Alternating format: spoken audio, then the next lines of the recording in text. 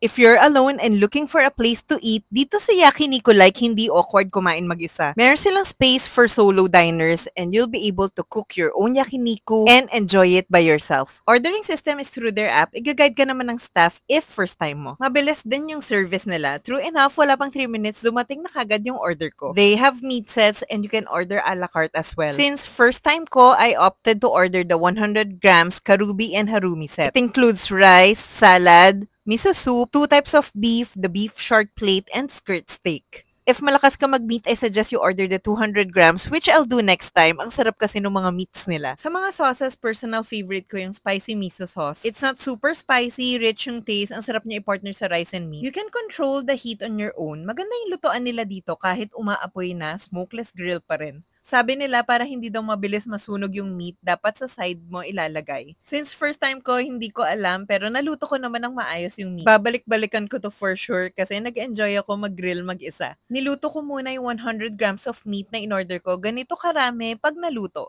I personally love the beef short plate more. Marinated na kasi siya, kaya mas malasa and high fat content ito. Super sarap. Buti talaga trinay ko to. Actually, kahit wala ng sauce, very flavorful na yung meat. I like their miso soup, hindi masyadong salty. But I find the dressing of the salad salty, kaya wag mo na lang i-mix. Total bill is 389. Kayo, nakapag yakiniku like na kayo?